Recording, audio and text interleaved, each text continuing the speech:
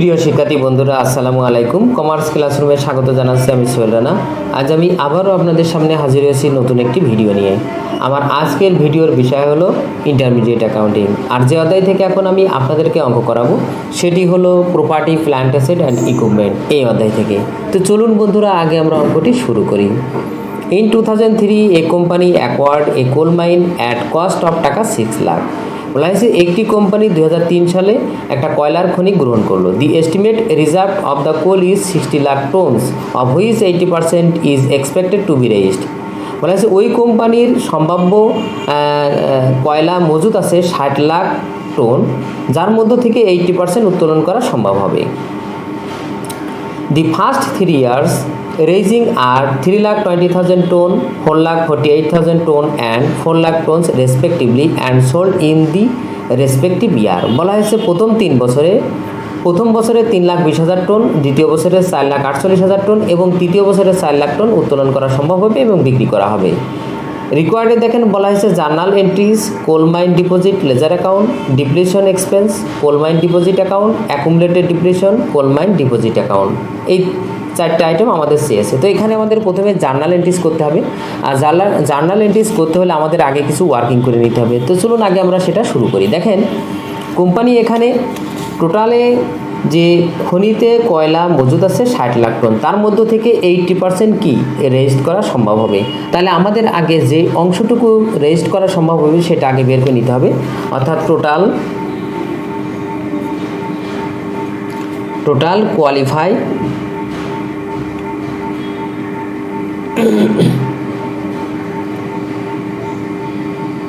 Quantify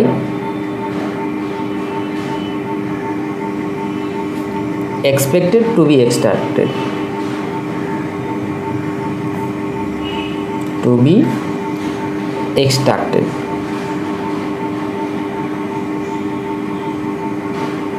তো দেখেন এখানে আমাদের টোটাল রিজার্ভ আছে আমাদের 60 লাখ।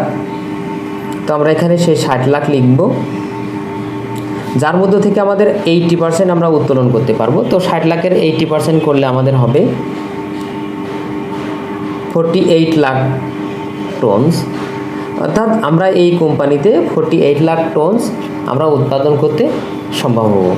আর দেখেন আমাদের এই 48 লাখ টন এর টোটাল ব্যয় হলো আমাদের এখানে 6 লাখ টাকা। তাহলে প্রতি টনের ব্যয় কত সেটা আমাদের এখানে বের করে নিতে হবে। তো আমরা দেখেন যেটাকে আমরা ডিপ্লিশন এক্সপেন্স বলে থাকি, অর্থাৎ প্রতি টন প্রতি খরচ। তো আমরা এখানে দেখেন অতএব ডিপ্লেশন এক্সপেন্স পার টন। তো ডিপ্লেশন এক্সপেন্স পার টন আমাদের যেহেতু টোটাল খরচ 6 লাখ আর টোটাল উৎপাদন করতে পারবো আমরা এখানে 48 লাখ। তাহলে 48 লাখ দিয়ে আমাদের ভাগ করলে আসবে প্রতি টনে ব্যয় টাকা 0.125। এটাই হলো আমাদের প্রতি টনের ব্যয়।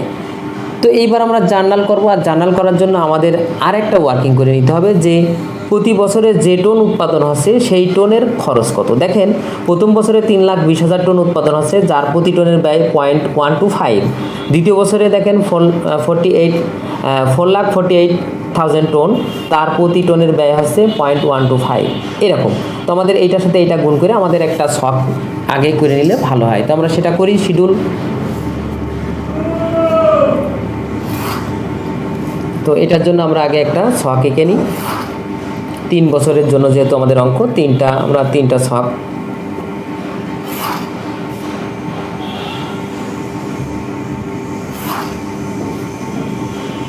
এই দেখেন তিনটা ঘর, একটা বিবরণ। তো আমাদের এখানে প্রথমে দেখেন ইয়ার, এরপরে কোয়ান্টিটি রেজড অর্থাৎ যে পরিমাণ আমরা উৎপাদন করতে পারছি, আর প্রতি টনের যে ব্যয় সেটা, আর টোটাল ব্যয়। তো আমরা এটা এখন লিখি প্রথমে ইয়ার 2003, 2004, 2005, যেহেতু আমাদের এখানে প্রথম 3 বছরের উৎপাদন দেওয়া রয়েছে। তো দেখেন এবার কোয়ান্টিটি রেজড, কোয়ান্টিটি রেইজড, এটা টন, তাহলে আমরা এখানে টনস লিখি।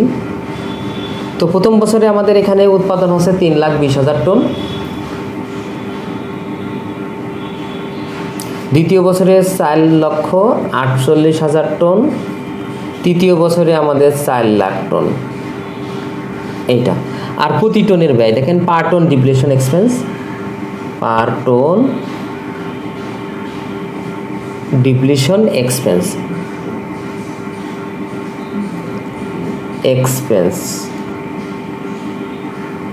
পার টন ডিপ্লেশন এক্সপেন্স আমাদের 0.125, প্রত্যেক ইয়ারে একই পরিমাণ খরচ 0.125। আর আমাদের এখানে টোটাল ডিপ্লেশন এক্সপেন্স, টোটাল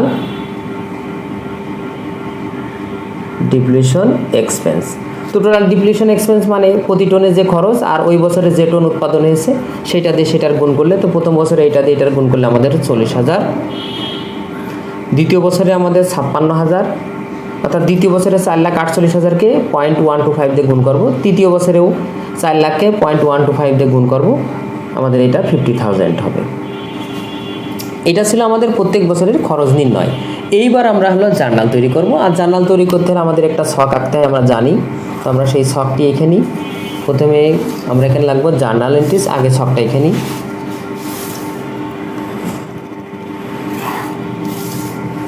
জার্নালের যে নিয়ম ডেবিট ক্রেডিট, এরপর রেফারেন্সের একটা ঘর, এরপরে date.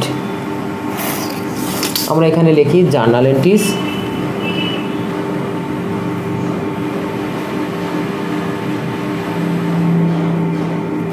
date, account titles and explanation, এরপর রেফারেন্স, ডেবিট টাকা,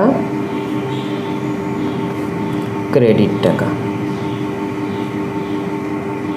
এই তো দেখেন আমরা প্রথম বছরে আমরা উৎপাদন করেছি, প্রথমে আমরা দেখেন যে কয়লা খনি যেটা আমরা গ্রহণ করেছি 6 লাখ টাকা ব্যয় হয়েছে আমাদের, তাহলে তার জন্য একটা আমাদের জাবেদা করতে হবে। আমরা যে কয়লা খনিতে বিনিয়োগ করছি তার জন্য আমাদের একটি সম্পদ বৃদ্ধি পাচ্ছে যার নাম কোল মাইন ডিপোজিট, তাহলে আমরা এখানে লিখবো 2003।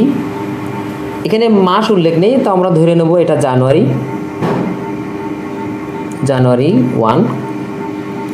আমাদের এখানে যেহেতু আমরা একটা সম্পদ অর্জন করছি যার নাম কোল মাইন ডিপোজিট, তাহলে আমরা এখানে লাগবো coal mine deposit account debit. আর যেহেতু আমরা এই কোল মাইনটা সংগ্রহ করছি ক্যাশের বিনিময়ে, তাহলে আমাদের এখানে ক্যাশ আমাদের অ্যাসেট এর আশপাশে ক্যাশ ক্রেডিট 6 লাখ টাকা, 6 লাখ। তার মানে আমরা 6 লাখ টাকা দিয়ে এই কয়লার খনিটা গ্রহণ করলাম। দেখেন এখানে আমাদের ব্যাখ্যা লেখার প্রয়োজন, আমি ব্যাখ্যা দিচ্ছি না, আপনারা ব্যাখ্যাটা একটু লিখে নিন বই থেকে, আমি বলে দিই, আপনারা শুধু একটু মনে রাখলেই হবে যে টু অ্যাকোয়ার্ড কোল মাইন, মানে যেহেতু আমরা কোল মাইনটা গ্রহণ করলাম। দেখেন আমরা প্রত্যেক বছরেরই হিসাব করছি, তার মানে প্রথমে কোল মাইনটা গ্রহণ করলাম 2003 সালে, এটার জন্য একটা জার্নাল দিলাম। দ্বিতীয়ত এই বছর শেষে আমি কত কোল উৎপাদন করলাম তার জন্য একটা জার্নাল হবে, অর্থাৎ যেটাকে আমরা ডিপ্লেশন এক্সপেন্স বলি। তো ডিপ্লেশন এক্সপেন্স ডেবিট, যেহেতু এটা ডিপ্রিসিয়েশনের মতো, আর accumulated depreciation credit, depletion credit, কারণ এটা ওই পুঞ্জীভূত মানে যে মজুদটা আছে সেখান থেকে আমার কতটুকু উৎপাদন হচ্ছে সেটা বের করা, সেটার জার্নাল দেওয়া। তার মানে আমাদের এখানে আমরা ডিসেম্বর 31 আমরা এখানে লিখব depletion expense debit, depletion expense debit. প্রথম বছরে আমরা 40,000 উৎপাদন করেছি, আর এই ডিপ্লেশনের জন্য আমাদের অ্যাকুমুলেটেড ডিপ্লেশন,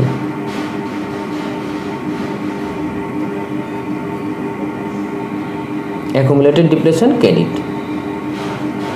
তার মানে আমরা যে কোনো অ্যাসেট যখন আমরা গ্রহণ করি, কোনো অ্যাসেট ধরেন কোনো একটা ফিক্সড অ্যাসেট, সেই অ্যাসেটের যেমন ডিপ্রেশন কাটা হয় প্রত্যেক একটা নির্দিষ্ট বছর শেষে ব্যবহারকালীন ক্ষয়, ঠিক সেই রকমই আমরা এটার জন্য ওই ডিপ্রিসিয়েশন না করে আমরা ডিপ্লেশন করি। যেহেতু খনিজ থেকে ওই কয়লা উৎপাদন করা হচ্ছে, তার মানে কি ওইটুকু উঠে আসছে, তাই ওইটুকুর জন্যই আমাদের ডিপ্লেশন এক্সপেন্স ডেবিট আর অ্যাকুমুলেটেড ডিপ্লেশন ক্রেডিট। এটারও আমরা জার্নালের যে ব্যাখ্যাটা সেটা দেব, ব্যাখ্যাটা আমরা লিখব টু রেকর্ড ডিপ্লেশন এক্সপেন্স। এইবার দেখেন এই ডিপ্লেশন এক্সপেন্সটাকে আমরা ইনকাম স্টেটমেন্টে ট্রান্সফার করব, অর্থাৎ এর জন্য একটা আয় বিবরণীতে হিসাব করতে হবে। তার জন্য আমাদের যাবে দেওয়া হবে ইনকাম সামারি। যেহেতু এটা একটা খরচ ডিপ্লেশন এক্সপেন্স, আর খরচ ইনকাম স্টেটমেন্টের ডেবিট দিকে যায়, তার জন্য আমাদের ইনকাম স্টেটমেন্ট বা income summary debit, income summary debit, আর এই ডিপ্লেশন এক্সপেন্স ক্রেডিট ওই 40,000 টাকায়, অর্থাৎ 40,000 টাকায় আমরা এখন ইনকাম সামারিতে ট্রান্সফার করলাম। এটাও আমরা ওই ব্যাখ্যা দেব যে টু ক্লোজ ডিপ্লেশন এক্সপেন্স, মানে ওই যে ডিপ্লেশন এক্সপেন্সটাকে ক্লোজ করা হলো, অর্থাৎ ইনকাম সামারিতে ট্রান্সফার করা হলো। এবার দেখেন আমরা চলে যাই 2003-তে, আর কোনো জার্নাল আমাদের নেই। এবার আমরা 2004-এ চলে যাব।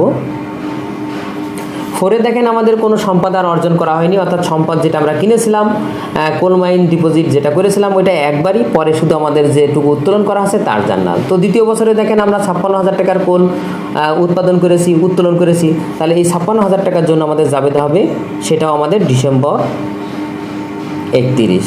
আমরা এখানে লিখব ডিপ্লেশন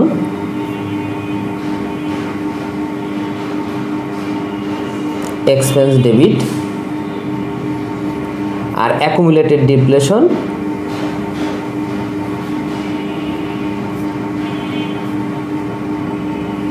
ক্রেডিট, টাকা হবে 56,000। এটারও ওই ব্যাখ্যা আগের মতোই, টু রেকর্ড ডিপ্লেশন এক্সপেন্স। আমরা এটা ক্লোজ করি, মানে দাগ দিই। এবার দেখেন এই যে 2004 সালে আমরা যে উত্তোলন করলাম ডিপ্লেশন এক্সপেন্স বলে লিখলাম, এটা আমাদের ইনকাম সামারিতে ট্রান্সফার করতে হবে, অর্থাৎ ক্লোজ করতে হবে। তো এইটা ওই একই তারিখে আমরা ইনকাম সামারি ডেবিট, যেহেতু এটা আমাদের ইনকাম সামারি ডেবিট দিকে যায়, ইনকাম সামারি এটা একটা খরচ, ইনকাম সামারি ডেবিট, আর ওই ডিপ্লেশন এক্সপেন্স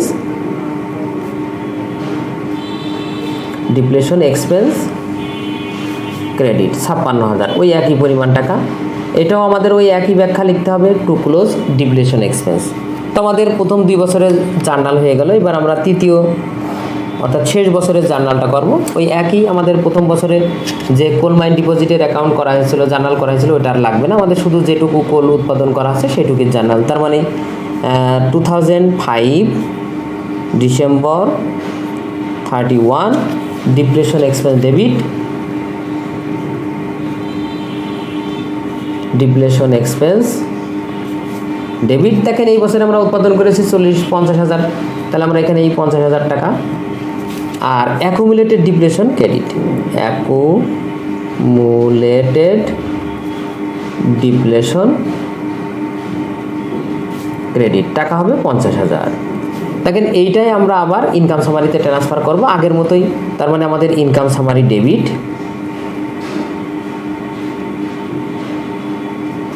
আর ওই ডিপ্লেশন এক্সপেন্স ক্রেডিট। সর্বদাই মনে রাখবেন যে কোনো খরচ যদি ইনকাম সামারিতে ট্রান্সফার করা হয় তাহলে সেটা ইনকাম স্টেটমেন্টের ডেবিট দিকে যায়। যেমন আমরা জানি খরচ মানে ডেবিট, ডেবিট আইটেম সাধারণত খরচগুলো সাধারণত ডেবিট, ইনকাম সামারি ডেবিট দিকে যায়, তার মানে ইনকাম সামারি এখন ডেবিট। আর ওই ডিপ্লেশন যেটা ইনকাম সামারিতে ট্রান্সফার করছি ওইটা এখন ক্রেডিট, তার মানে ওইটা ক্লোজ করা হচ্ছে। কত টাকা? ওই একই পরিমাণ টাকা আমরা এখানে ক্রেডিট করলাম। তো এটা গেল আমাদের জার্নাল, আমাদের 1 নম্বরে যেটা করতে বলেছিল। এবার আমাদের 2 নম্বরে বলা হয়েছে কোল মাইন ডিপোজিট, অর্থাৎ আমরা যে জার্নাল করলাম এই জার্নাল থেকে আমাদের যে কোল মাইন ডিপোজিট এর লেজার করতে বলেছে, মানে খতিয়ান।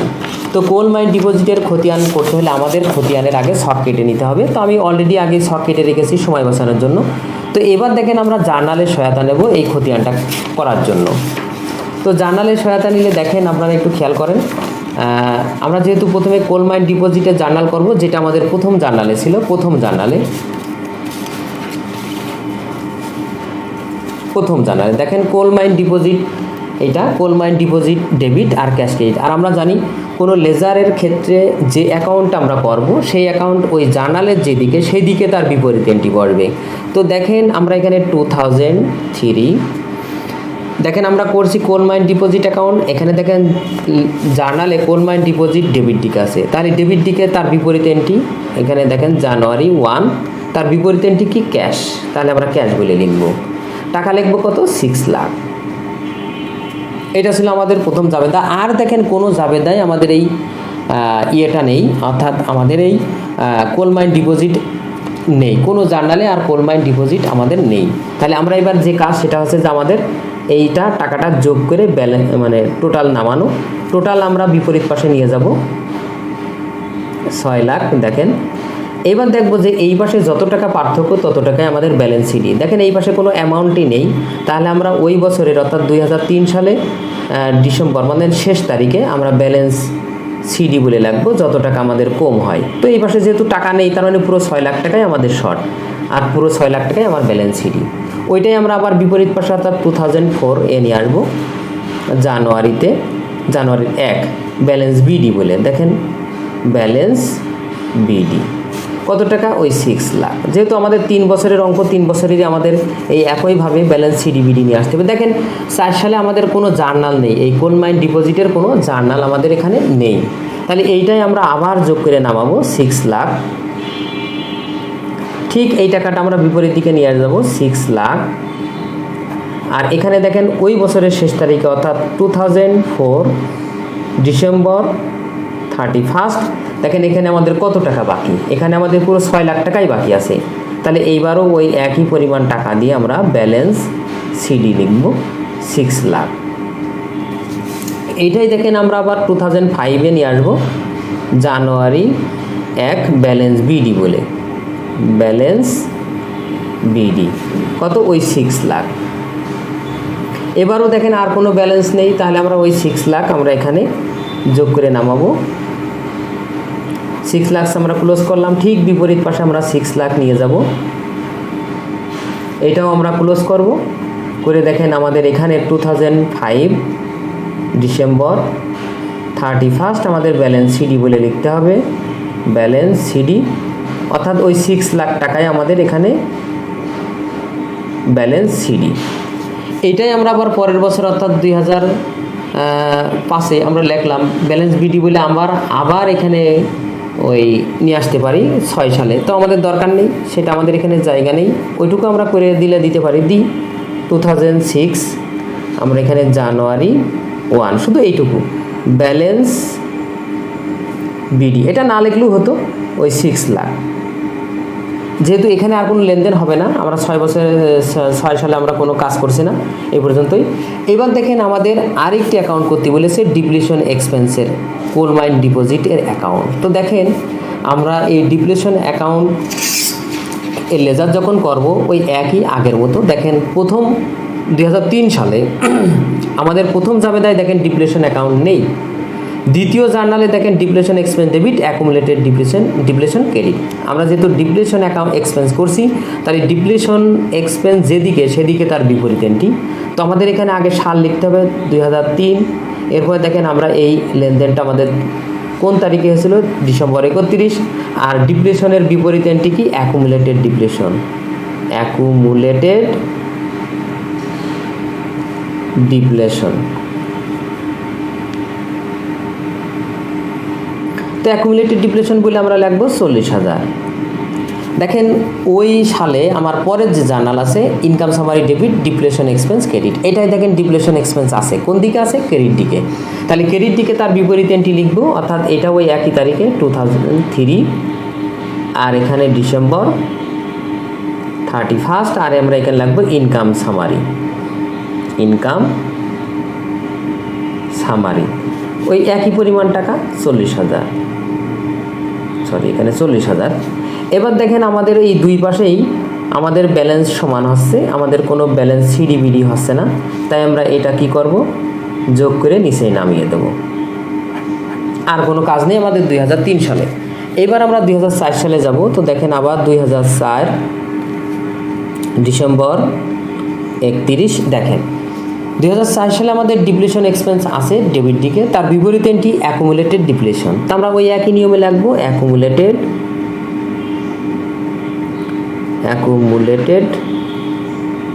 ডিপ্লেশন। কত টাকা, 56,000 লিখলাম আমরা 56,000। দেখেন আর দ্বিতীয় জার্নালে দেখেন 2004 সালে ডিপ্লেশন এক্সপেন্স ক্রেডিট দিকে আছে, তো এই একই 2004 ডিসেম্বর 31 ইনকাম সামারি বলে লাগবো আমরা, ইনকাম সামারি। কত টাকা? ওই একই পরিমাণ টাকা, দেখেন 56,000 আমরা লিখলাম। এইটাও আমরা যোগ করে নিচে নেবো। দেখেন দুই পাশে আমাদের ব্যালেন্স সমান, তাই আমাদের ব্যালেন্স সিডি এখানে আসবে না, আমরা দুই পাশেই যোগ করে ক্লোজ করে দেব। এবার আমরা চলে আসি 2005 সালে। তো 2005 সাল দেখেন ডিসেম্বর 31 আমাদের দেখেন ডিপ্লেশন এক্সপেন্স এখানে ডেবিট, তার বিপরীত অ্যাকুমুলেটেড ডিপ্লেশন, মানে আগের মতোই। তো আমরা এখানে লিখি অ্যাকুমুলেটেড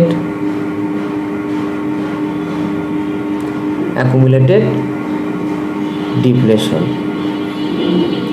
তো অ্যাকুমুলেটেড ডিপ্লেশন বলে আমাদের 50,000 টাকা যাবে। ঠিক বিপরীত দিকে 2005 ডিসেম্বর 31 দেখেন পরের যে জার্নাল আমাদের ডিসেম্বর 31, এখানেও দেখেন ওই ডিপ্লেশন এক্সপেন্স ক্রেডিট দিকে আছে, তার মানে ইনকাম সামারি বলে লাগবো, ইনকাম সামারি। ওই একই পরিমাণ টাকা 50,000। এইবার ওই 50,000 টাকা আমরা যোগ করে নিচেই নামাবো।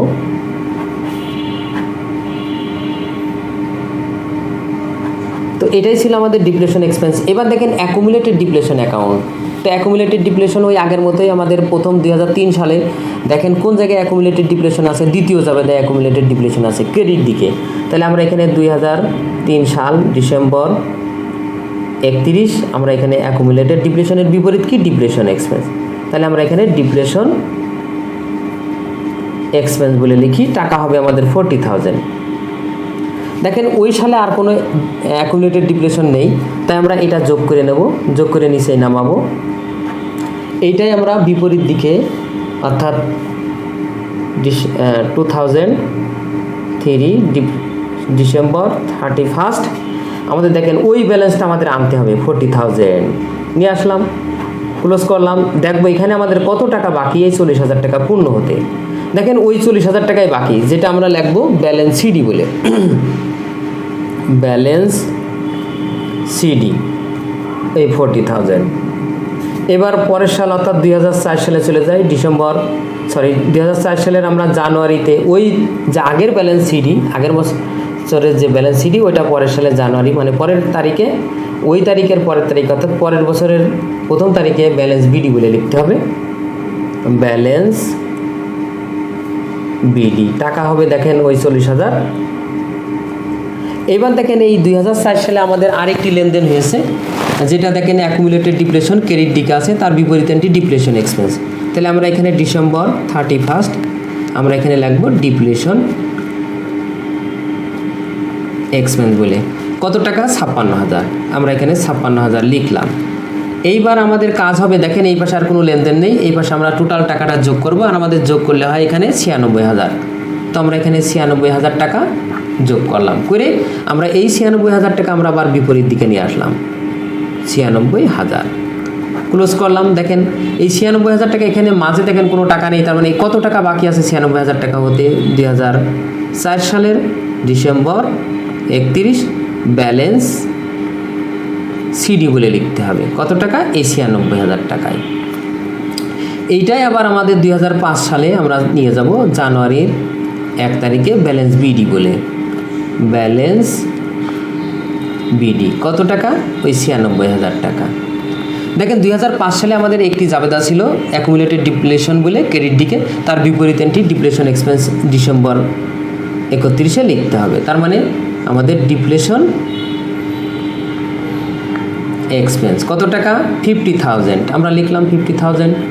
এবার যোগ করে আমাদের টোটালে হচ্ছে 1,46,000, যেটা আমরা ক্লোজ করলাম। এটাও আমরা ওই একইভাবে বিপরীত দিকে নিয়ে আসলাম,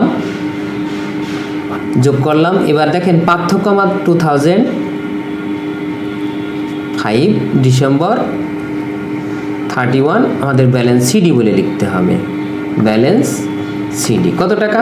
ওই 1,46,000। তো এটাই ছিল আমাদের আজকের অঙ্ক। তো ছাত্রছাত্রী বন্ধুরা আজ এ পর্যন্তই। আমার ভিডিওটি কেমন হলো অবশ্যই কমেন্ট করে জানাবেন। যদি ভিডিওটি ভালো লেগে থাকে অবশ্যই ভিডিওতে একটি লাইক দেবেন। এছাড়াও অন্যান্য বন্ধুদের দেখার সুযোগ করার জন্য অবশ্যই ভিডিওটি শেয়ার করবেন। আর আমার চ্যানেলে আপনি নতুন হয়ে থাকলে অবশ্যই আমার চ্যানেলটি সাবস্ক্রাইব করবেন। ধন্যবাদ। আল্লাহ হাফেজ।